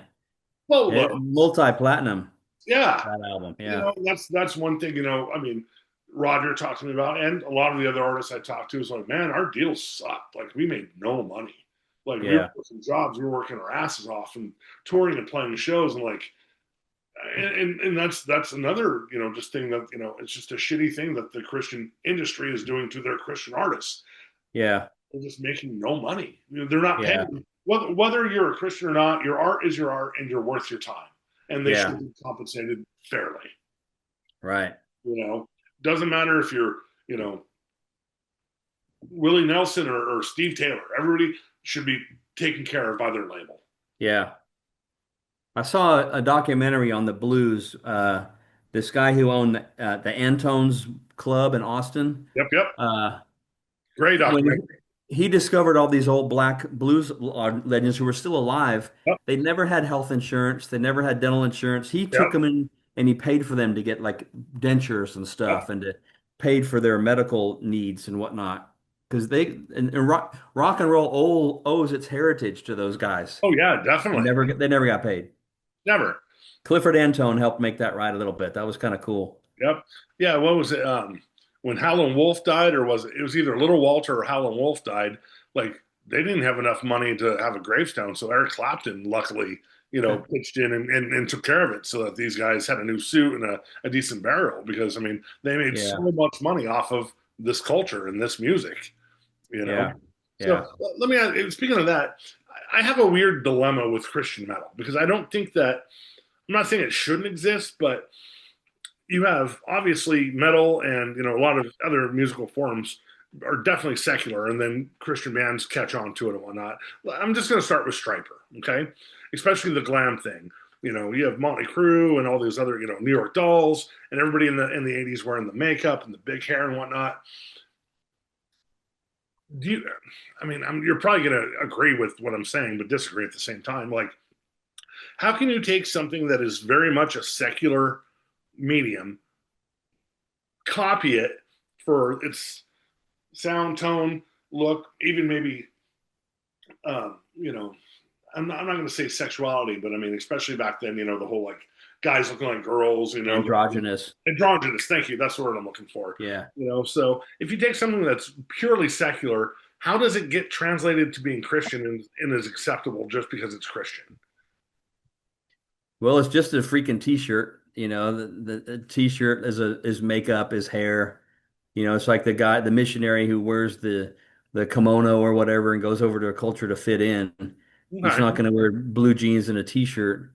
Um, and as long as they weren't compromising at least in their minds, I think, was the message, and their behavior was uncompromised. So they're going to dress up this way, look like a freak, and they even laugh at it now. They're a little embarrassed now, probably most of them. Um, all that Aquanet they sprayed in their hair, Yeah. Yeah. but it was just the I don't, trapping, I'm the not, outward stuff. yeah, I'm not against it. It just, it's like, I was reading, one time about, Michael Sweet when they did their big video for MTV. Shoot, what was the song? Calling on you, Yeah, Calling on honestly. You. Yeah, and it was Okay. like $150,000 budget. I'm just like thinking to myself, like, as a Christian band, I know you're trying to make it into a realm, but also like, and couldn't that money have went to something better for like healing, like feeding sick kids or you know doing something for the homeless or you know what I mean? So I guess I have a hard problem with the entertainment aspect of Christianity and Christian. Yeah. I don't think they should be one and the same. I think they should be separate. Or if it's Right. Christianity, it should be for free because it's the gospel. If you're going to be a band, just be like, hey man, we're a band. We're trying to make money, but we are Christian. You know what I mean? Yeah. Instead of Yeah. like we're everybody always wants to come out we're and being evangelists for God or we're being witnesses for Christ, but you're paying for it. You know what I mean? So Yeah. I mean that's just a hard issue I have where it's like if it's going to be gospel, you shouldn't have to pay for it. If it's entertainment, then that's your dollars to spend on how you wish. Yeah. Yeah. That's a good point. As far as budgets go on videos and stuff like that, I just think if you're going to play ball in the big leagues, you got to pay the price, and you just kind of have to ignore what you're spending. And Uh-huh. fortunately, Striper had, and a lot of that stuff is the record company spends it. They're charging it to your dime, so you're never going to see a royalty until all that's paid back. True. But concert tickets and preaching the gospel and charging people to come in for that, that's a tough one. Yeah. Because if you're really trying to reach the lost, and I think maybe that's one reason why I kind of feel like the scene that I covered for 28 years is dead and gone. It's really not gone. It still exists. There's still bands playing, but it's nothing like it was. No, not at I all. mean, Not at all. entire retail establishment chains are gone. Christian bookstores don't Yeah. exist anymore. Yeah. Christian rock radio shows gone. There might be five now. There used to be a ton. Yeah. Um, Magazines gone, Yeah. festivals, touring circuits gone. Uh, a whole scene disappeared overnight. Some of that had to do with Napster and Mhm. digital, and print media is goodbye. But maybe to get a little spiritual on you, maybe God used it for a while because it was effective, and kind of just took his hand off it for a while and Maybe. let it die a miserable death, Yeah. because the Christians were eating the bait. Or if this was bait to catch fish, catch men, like Mhm. Jesus called the disciples to Yeah. be fishers of men. If you're using music as bait to share the message with them, but all you're doing is collecting it and buying the next t-shirt and the special edition this and the special edition that, you're hoarding all this message music for yourself because you love it. And maybe you're Maybe putting the artist above God. maybe there's a flaw in that. Yeah. Yeah. Maybe the God now the Striper is now the idol. Vengeance is now the idol. The record's now the idol, and you've lost sight of what God is intending that music to be, and you've replaced God with the rock stars. Hmm. No, I that makes total sense. As somebody who he doesn't even believe, I'm like, if I were God, I could see that saying, all right, man, like you guys are Yeah. not looking at me anymore. You're looking at these people and giving false idols. Like the calf and whatnot, the golden calf. Yeah. For why would I want anything to do with it anymore? But I also think that there's a lot of bands that want to they jump on a Christian thing like Norma Jean. They played Hmm. here in Kansas City all the time, and those guys sucked. The music was cool. I mean, there used to be a place I worked and played all the time called the El Torion, which was like our CBGBs. I mean, Yeah. years I was playing, man, I played with you know, Blood for Blood, and so many hardcore and metal bands, and punk rock bands, and we played with Roger Merritt and the Disasters. We played with Master Front. We played with Madball. We played with so many secular bands. But every time there was a Christian show with like Norma Jean or like As I Lay Dying, or it just, I don't know, man. It felt weird. You know what I mean? It felt Really? like people really weren't there for the message. Like, and I'll give it to like Mark and Jimmy and Roger and the guys from Tourniquet and Steve Rowe, man. Like, if you went to one of their shows, man, you knew you were at a Christian show. They said it. You know what I mean? They weren't ashamed Hmm. of their music. They were like boom, boom, boom. But it seems like a lot of these newer bands, like face down bands and whatnot, are like we're just doing this to get to the next step. Hmm. So I could be wrong. It's just that's my interpretation of it. Yeah. And what's interesting around that time, around 2011, 12, what died was Christian rock and Christian metal and Christian alternative, and what exploded was Christian worship. Like Really? all the Christian radio stations around the country are playing the same stuff, same formats, all this worship music. So maybe God wanted that. Maybe he was Maybe. tired of this Yeah. and wanted. Are you familiar with the band Flee the Scene? Yeah, yeah. Yeah, they're from here in Kansas City. My hardcore band Bully Rag, we used to practice right next to them. Oh yeah. I mean, and I was never a fan of their music. It was just a little bit too emo for me. But I Hmm. mean, super nice guys. It was just kind of weird. Like I remember them like going to be huge on the Christian scene for a while. We were talking to them one night after we had this really cool old mental hospital that was converted into practice spaces and a recording place downtown. Really? Oh, it was cool. And Wow. so there was like 15 rooms and then like a big commissary. So Huh. if you wanted to smoke or whatnot, you had to go down to the commissary to smoke. Couldn't smoke in your room. So Yeah. they were next to us, so we'd go down to smoke, and they'd be out there, having cigarettes, and we'd talk. And I don't know, just getting with them, like it just always weird. Like they were, it's like the labels were trying to make the next the next big Christian thing, but they were resisting it, just wanting to be a band. Like that's kind Really? of the feeling I got from talking to them was Hmm. like we're Christians, but like we don't want to be known as that. We're just trying to be a band. Yeah. So, but yeah, they kind of like went up and then were gone. Like, don't know what Yeah. happened. That was another big highlight for HM was when, the Christian bands took over Warped Tour. Yeah, Not literally, but yeah, a large chunk of the bands there were Christian. August Burns Red, As I Lay Dying, Anne Berlin, yep, Living Sacrifice, Squad 5, what, there was just Paramore, all these bands yep. that was really taken off, and there was really an opportunity for them to go places. Definitely. I mean, what was it? The first time I got to see MXPX was Warped Tour '98. So I mean, they Uh-huh. were breaking the mold before everybody else. But that Yeah, was super fun music. But uh, yeah. yeah, I don't know. It's just it's a weird thing how a thing kind of just rides and has its moment. But I mean, you're still doing the magazine, or is it just online only? Or Yeah, it's heavensmetalmagazine.com, and it's a okay, website that's got news all the time and album reviews and feature articles, a lot of video interviews and stuff. But this summer was our 40th anniversary, oh, and congratulations! thanks.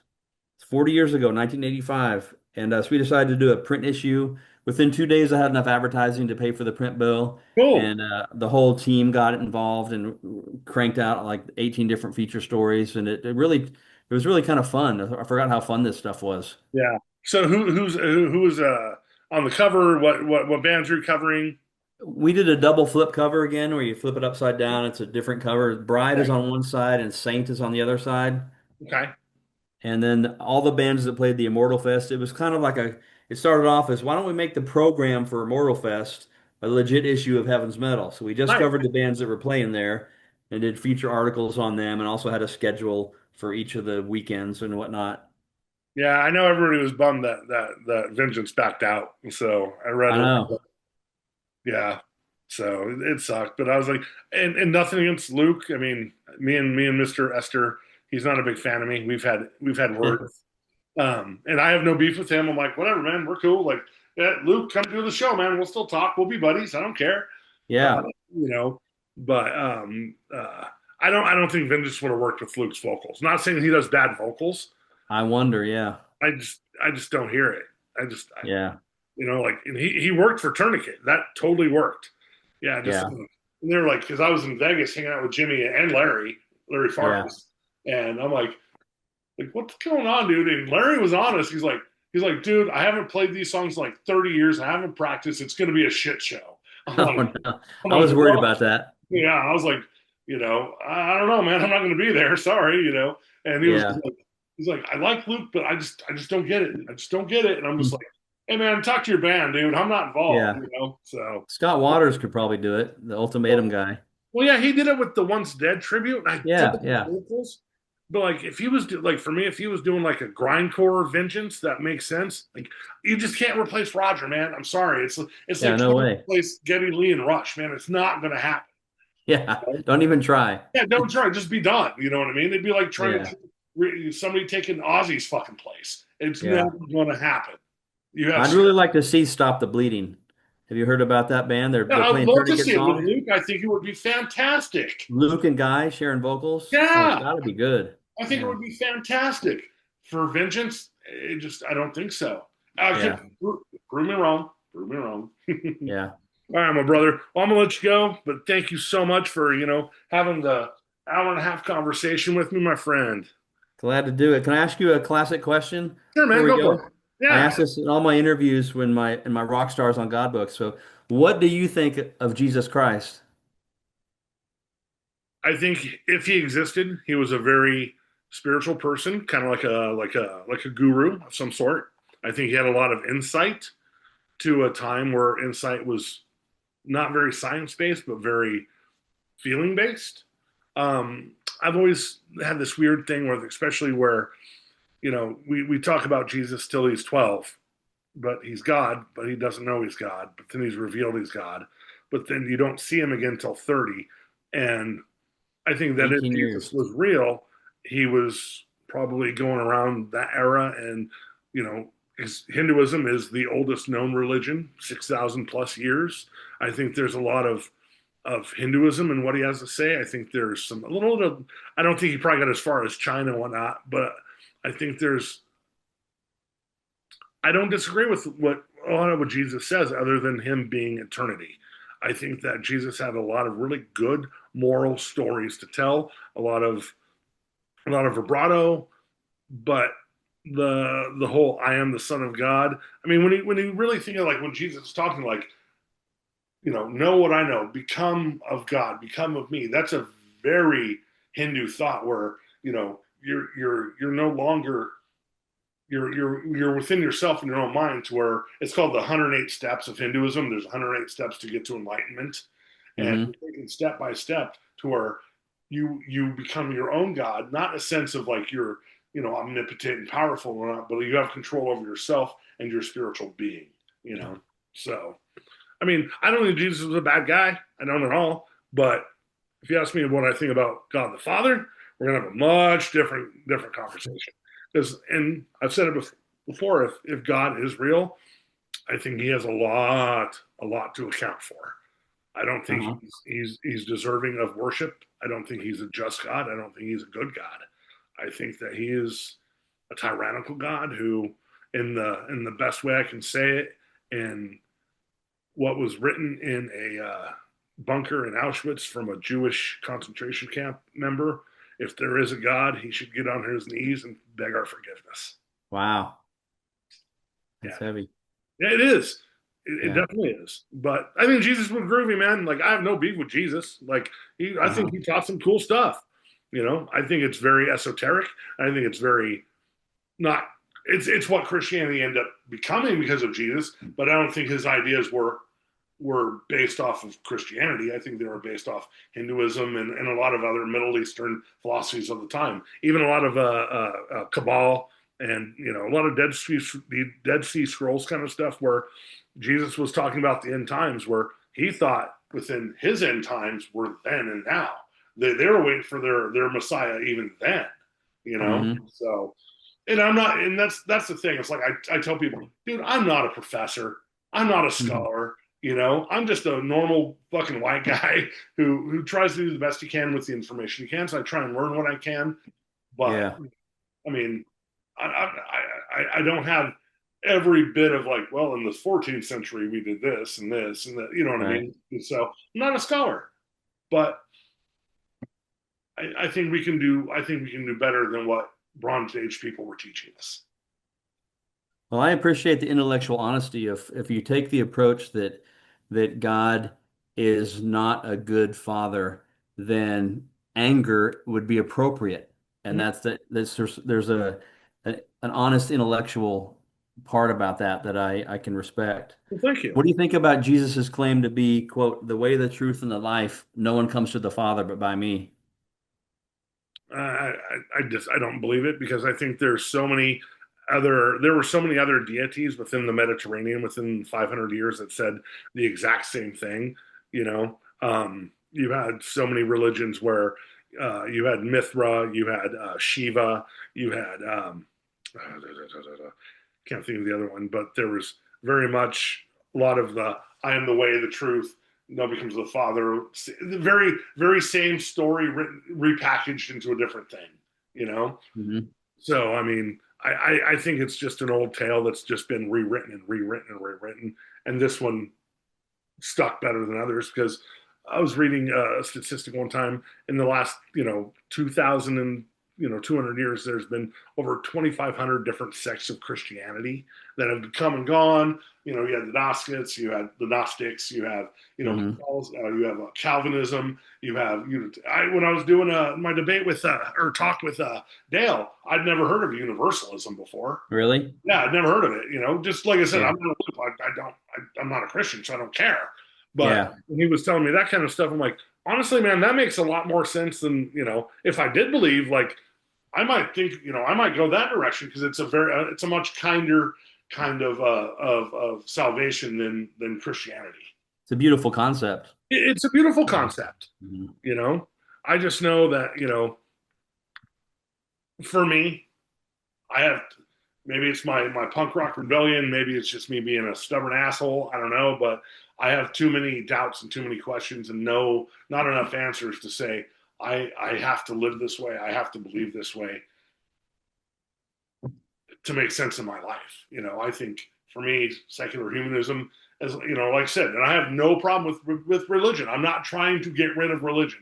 I just don't want Hmm. religion to be forced upon me, and especially in a great country like we have. You know what I mean? Where we can be a melting pot, we can be different Yeah. people and still love each other and still take care of each other. And even if we don't love and take care of each other, keep your stuff off me. I'll keep my stuff off you, man.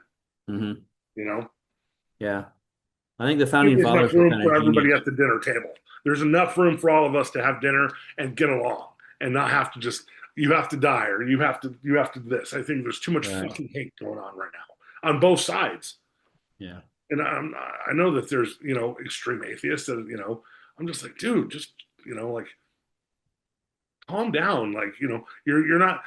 The best I can put it is in the '90s, people forget what a great economy we had, and it wasn't just because of a Democrat. It's because we had Democrats and Republicans coming together, making deals to make everybody happy. You had Bob Hmm. Dole, you had Gingrich, you had Clinton, you had so many of these people coming together. Like, all right, I'm not going to get 100% of what I want. Neither are you. Let's make a compromise and let's do the best for everyone. That's Hmm. that's where I think we've lost our way. It's we're either at a point with my people where we have to have everything our way, or with your people we have to have everything your way. It doesn't. We can have a mashup of both and have it best for Yeah. everybody. Yeah. That's what I strive for, and that's what I teach my kids. Like, Yeah. if you don't like something, don't do it. But if you like it, Yeah. make sure you're not infringing on anybody else. Yeah. If the gospel's true, you can't force it on somebody. Yeah, It's a choice. yeah, And I see the Jewish people of the ancient times, they taught their kids that this is the God we serve, and I want you to memorize these scriptures. Mhm. And they influenced them, but I certainly didn't see that as like child abuse. I don't It's think the it's culture they grew abuse. up in. Yeah. I think today, I'm not going to say even Christianity today would be child abuse. I just think it's unnecessary and can be possibly harmful with young minds that maybe can't understand. And kids are different. There are smarter kids and there are dumber kids. There are kids that catch on and can maybe but like not every kid. has the same brain structure as everybody else. You know what I mean? So you Hmm. take a 5-year old and you tell them, unless you eat this wafer and drink this blood or this wine and get dunked in this water, you're going to hell. And there's a lot of trauma for that. There's a lot of trauma that can happen. If you want to see something that causes trauma, there's an awesome documentary on I can't. It's on Netflix. Watch Jesus Camp I've because seen it. Yeah. I went to those things where these Yeah. kids are 5 years old crying because this old fat woman is yelling at them, going, "Jesus died for you. What are you going to do? How are you going to make your life meaningful? How are you going to make Yeah. God better?" And you're talking 4-year-old girls crying. There's no reason to put a 4-year-old through that. No, Hmm. they don't understand what's going on. They're afraid. And you cannot have loyalty with fear. Cannot. Yeah. Have you seen the movie Electric Jesus? No, I haven't. What is it? You should check it out. It's a fictitious movie about a Christian heavy metal band on tour in the summer of '86. Okay. And one of the guys talks about his story and how he hit rock bottom and somebody caught him stealing tater tots in the cafeteria. And just the fact that that story was like, as a kid, it filled him with fear. Yeah. You'll laugh a million times. It's a really fun Electric movie. Jesus. And the I'll check music's it out. actually kind of good, No, parts of I'll it. check it out. Yeah, it's free on Tubi and Amazon Prime has it. Nice. You know, Yeah. I mean, just that's eh,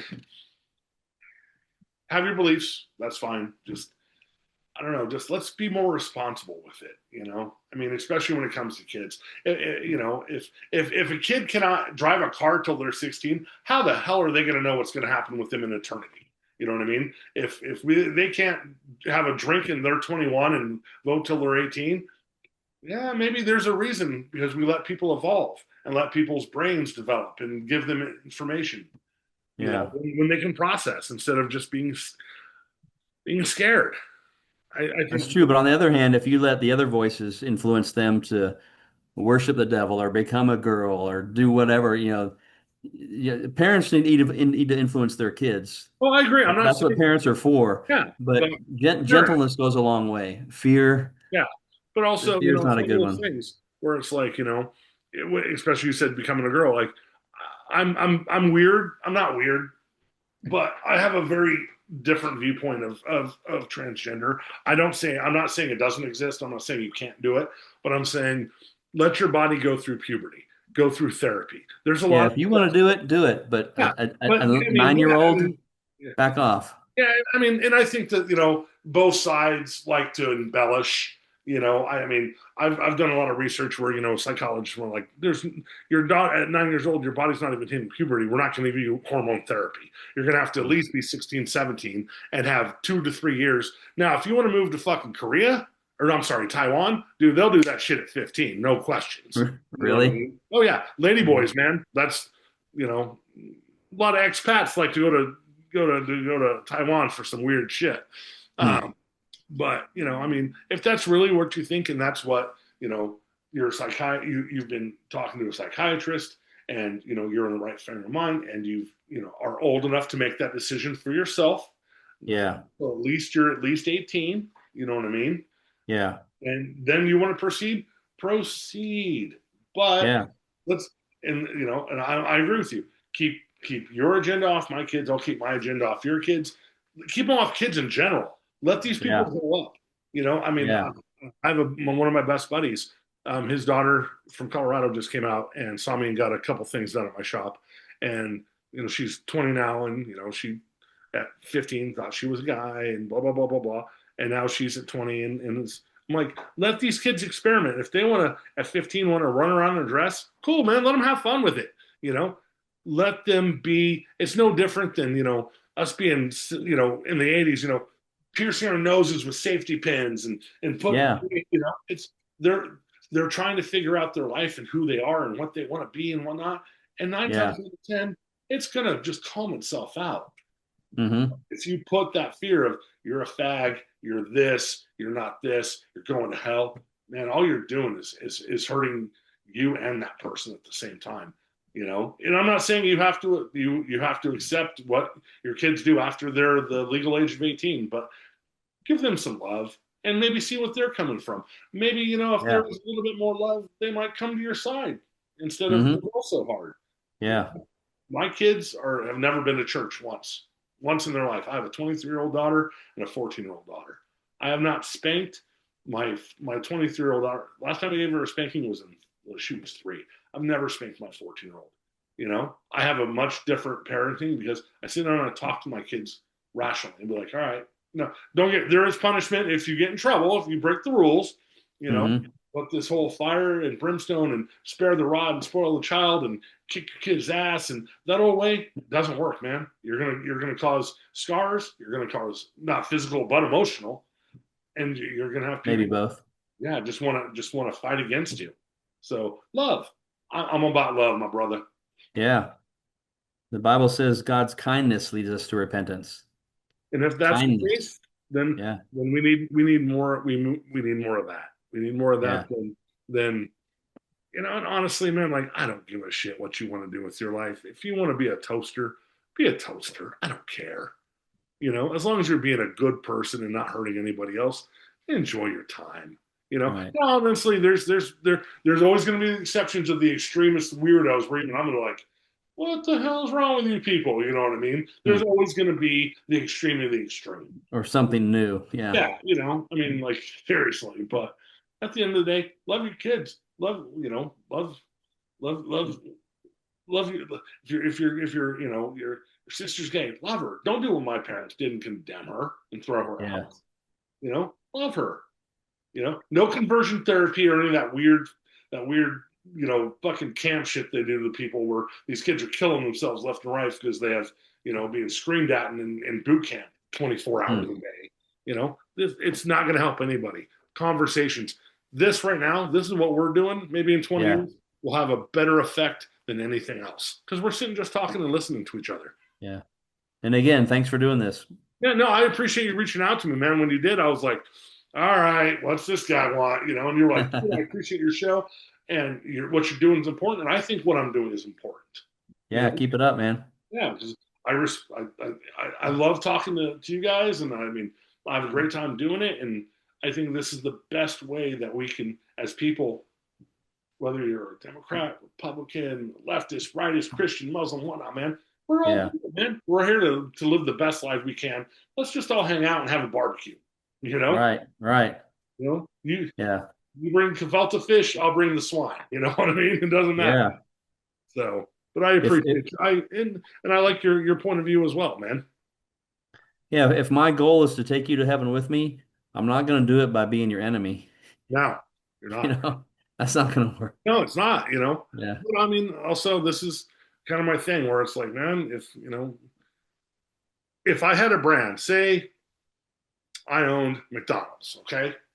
And McDonald's is what it is. And then I have all these different sects of people popping up with different McDonald's, saying different things, changing recipes, fucking up my brand, Hmm. doing bad things. I'm going to show up and fix my restaurant.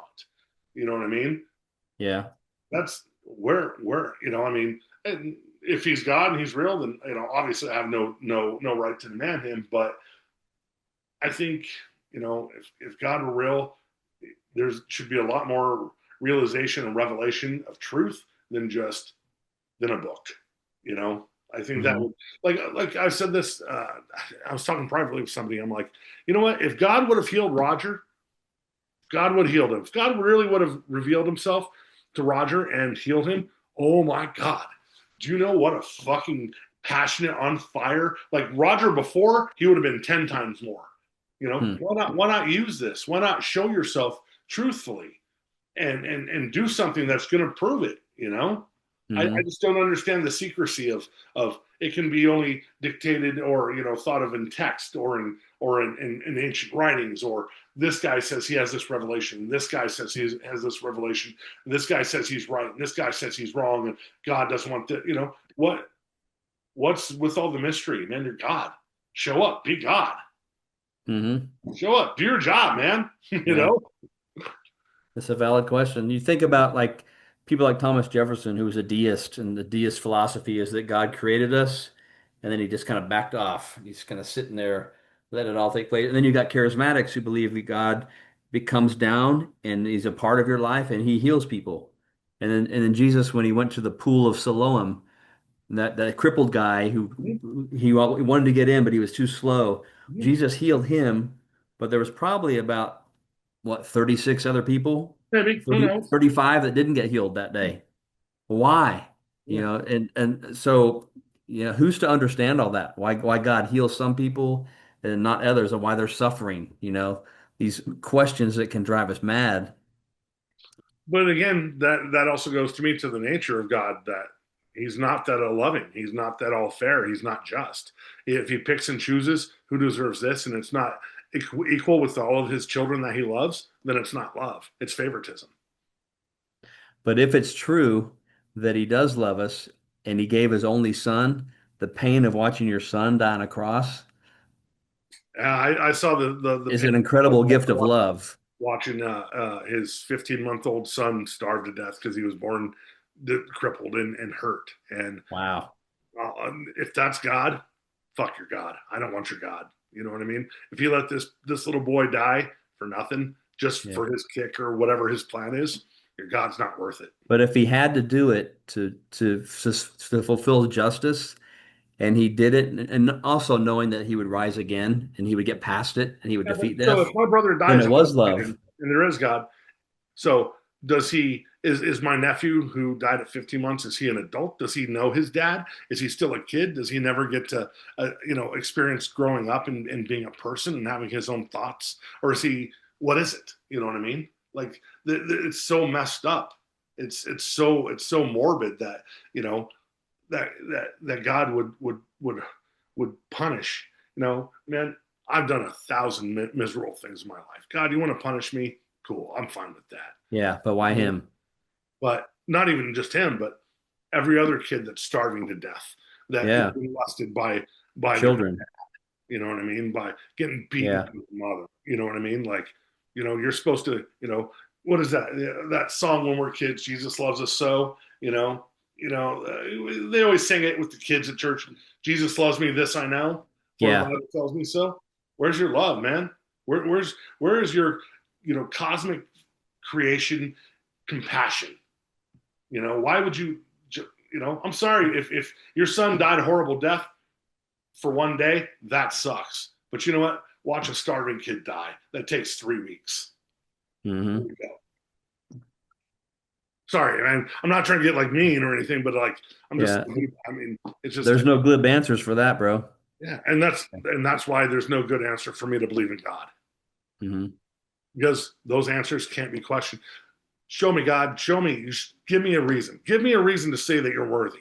Because you know what? I'm worthy of being a good person. I'm worthy of my friendships I give people. I'm worthy of the great things I do for people. I'll tell you, and this is not a fucking Simon's Awesome story. On the Christian Metal page, this happened about 3 years ago. There was a kid or not a kid, I'm sorry, a 35-year-old guy who, I don't know why, but his favorite band was that band, Christofox. Oh yeah. Okay, I heard their one, never was into them, didn't, but he Yeah. went on the Pop metal. thing. What's that? Kind of pop metal. Yeah, yeah. I mean, they weren't bad, just weren't my thing.